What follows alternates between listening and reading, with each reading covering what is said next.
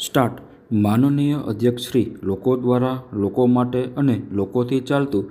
લોકશાહીનું આ મંદિર કે જે ઉચ્ચ સંસદીય પ્રણાલીઓ મુજબ આપણે સૌ આ સન્માનનીય ગૃહને સન્માન સાથે, પ્રણાલીઓ સાથે જે પરંપરાઓ રહેલી છે અને પરંપરા મુજબ આપશ્રીની નિમણૂક બિનહરીફ થઈ છે, ત્યારે ફરી વખત હું આપને અભિનંદન આપું છું. વિધાનસભાનું આ સભાગૃહ કે જેના પ્રથમ અધ્યક્ષ તરીકે શ્રી કલ્યાણજીભાઈ મહેતા અને ત્યારબાદ શ્રી કુંદનલાલ ધોળકિયાજી હોય, શ્રી રાઘવજીભાઈ લેવા હોય, શ્રી નટવરલાલ શાહ હોય, શ્રી વજુભાઈ વાળા હોય, શ્રી અશોકભાઈ ભટ્ટ હોય અને પ્રથમ મહિલા અધ્યક્ષ ડૉક્ટર નીમાબેન આચાર્ય હોય. આપણા માટે સદભાગ્યની વાત છે કે વિધાનસભાના આ સત્રમાં જ્યારે નવા અધ્યક્ષની વરણી થતી હોય ત્યારે આજે વિધાનસભા ગૃહમાં જે પૂર્વ અધ્યક્ષ તરીકે કામગીરી કરેલ છે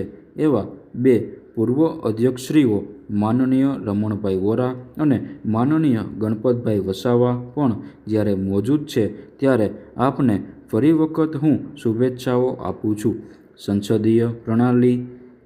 લોકશાહી અને વિધાનસભાના મૂલ્યોનું જતન કરવું એ આપણા સૌની ફરજનો પાઠ છે. લોકપ્રતિનિધિ તરીકે જ્યારે આપણને પ્રજાએ ચૂંટીને મોકલ્યા છે ત્યારે સંસદીય પ્રણાલીઓ એ વિધાનસભા ગૃહમાં જળવાઈ રહે એ આપણા માટે ખૂબ જ જરૂરી છે.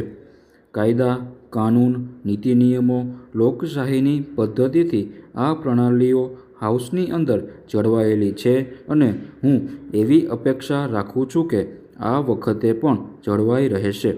વિધાનસભા ગૃહની અંદર આપને જ્યારે વિધાનસભાના અધ્યક્ષ તરીકેનું પદ મળ્યું છે ત્યારે એવી ચોક્કસ અપેક્ષાઓ અમે આપની પાસેથી રાખીશું, કારણ કે ચૂંટાયેલા જનપ્રતિનિધિઓની જે વેદના છે, પ્રજાના જે પ્રશ્નો હોય છે એ પ્રશ્નો મૂકવાનું આ પ્લેટફોર્મ, પ્રજાને પડતી મુશ્કેલી કે તકલીફો એ રજૂ કરવાનું આ પ્લેટફોર્મ એ આપણને સૌને જ્યારે મળતું હોય છે ત્યારે સ્વાભાવિક છે કે પ્રજા ચૂંટીને પક્ષને મોકલે છે, પણ જ્યારે વિધાનસભા ગૃહની અંદર જ્યારે 182 ધારાસભ્યો બેસતા હોય છે ત્યારે એ પ્રજાના ટ્રસ્ટી તરીકે બેસતા હોય છે અને ટ્રસ્ટી તરીકે જ્યારે બેસતા હોય ત્યારે પ્રજાહિતની જ્યારે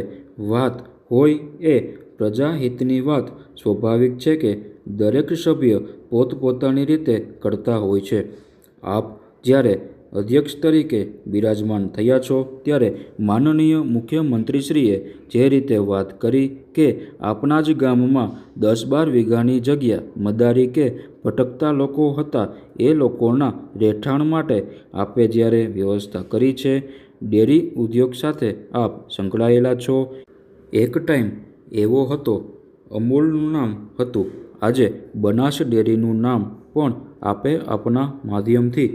ગાજતું કર્યું છે. અપેક્ષા એવી રાખીએ છીએ કે વિધાનસભા ગૃહની અંદર પ્રજાએ આપેલા નિર્ણયને અમે આવકારીએ છીએ, પણ અમારું મનોબળ તૂટ્યું નથી. અમે 17 ધારાસભ્યો છીએ, પણ પ્રજાના પ્રશ્નોને વાચા આપવાની વાત આવશે, પ્રજાના પ્રશ્ન હશે તો ભૂતકાળમાં પણ જનપ્રતિનિધિ તરીકે અમારો અવાજ વિધાનસભા ગૃહમાં રજૂ કરતા આવ્યા છીએ અને આ વખતે પણ ચોક્કસ અમે